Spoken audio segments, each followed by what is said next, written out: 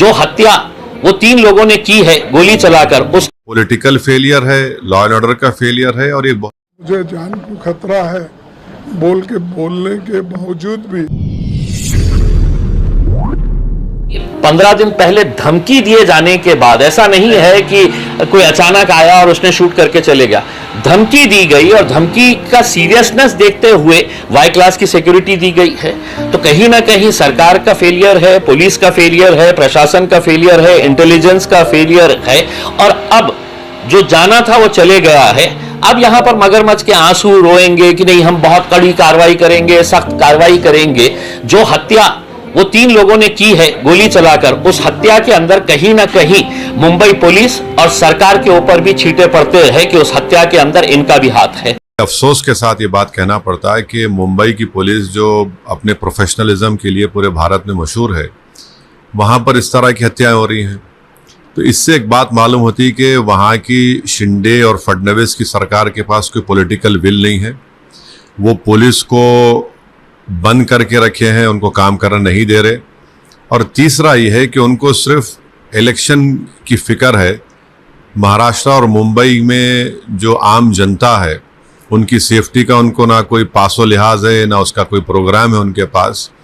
और एक 3 मरतबा के एमएलए और जो खुद उनकी पार्टी के अलायंस में है, आप उसकी हत्या कर दी जाती है, जिसमें 3-3 गोलियां मारी जाती हैं। तो ये बड़ा ही दर्दनाक, अफसोसनाक और शिंदे और बीजेपी सरकार की सरासर नाकामी है ये। और इससे एक पैगाम मिलता है कि वहाँ पर कोई भी सुरक्षित नहीं है। आप ये दूसरी हत्या हो गई है उनके अलायंस के पार्टनर की, जब आप अपने ही गुट के लोगों को नहीं बचा पा रहे हैं। और मालूम ही हो रहा है कि मरहूम एक्स एमएलए साहब ने, बाबा सिद्दीकी साहब ने लिखकर भी दिया था कि उनको थ्रेट है, तो उसके बावजूद भी उनको कोई सिक्योरिटी नहीं प्रोवाइड करे। तो ये कंप्लीट पॉलिटिकल फेलियर है, लॉ एंड ऑर्डर का फेलियर है और ये बहुत बड़ी कॉन्स्पिरेसी है। और मुझे नहीं लगता कि वहाँ की मौजूदा सरकार इस कॉन्स्पिरेसी को अनरेवल करना चाहेगी या कर सकेगी।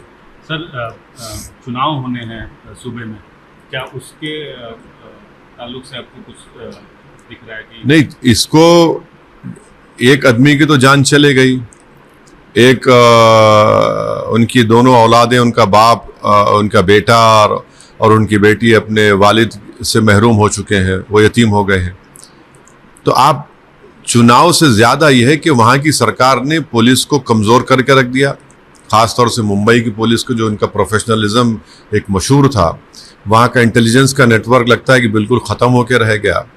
और चुनाव के सामने, ऐन चुनाव के सामने इस तरह की हत्या एक सीनियर लीडर की होती है, तो यकीनन इसका जनता, इसका खमियाजा वहाँ की सरकार को भुगतना पड़ेगा। और अफसोस ये है कि खमियाजा आम जनता भुगत रही है कि उनको सिर्फ पॉलिटिकल मैनिपुलेशन, जोड़ तोड़ की राजनीति से शिंदे और फडणवीस की सरकार को मतलब है। वो अपनी जान को बचाने की फिक्र में है।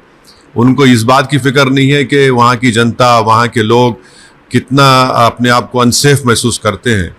तो यकीनन ये जनता, महाराष्ट्र की जनता इनको सबक सिखाएगी, क्योंकि इस तरह दिन कोई गाड़ी के करीब आकर 3-3 गोलियां चला देता है बाबा सिद्दीकी के ऊपर। और उन्होंने हालिया दिनों में मालूम हो रहा है कि उन्होंने लिखकर भी दिया था कि उनकी सिक्योरिटी में इजाफा किया जाए। तो ये मुंबई के लिए, जो भारत का एक फाइनेंशियल कैपिटल है, ये मैसेजिंग जो हो रही है, बहुत गलत मैसेजिंग जा रहा है।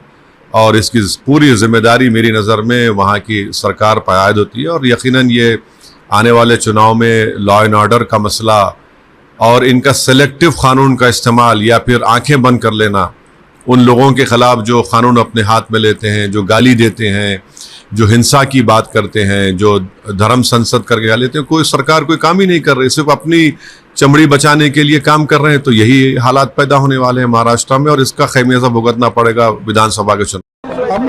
हमने तो ओपनली बोला को लॉ एंड ऑर्डर वहाँ पर ठीक नहीं है और वो लोग उनको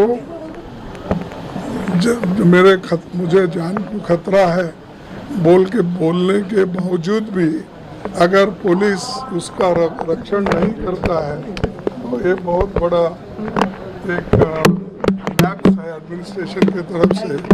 वो ऐसे बम्बई जैसे एरिया में तो हमेशा पुलिस सतर्क रहना चाहिए और वहाँ ये लॉ एंड ऑर्डर की फेल्यूर है, इंटेलिजेंस की फेल्यूर है और इंफॉर्मेशन डिपार्टमेंट का भी यानी आईबी का भी इसमें फेल्यूरिटी है।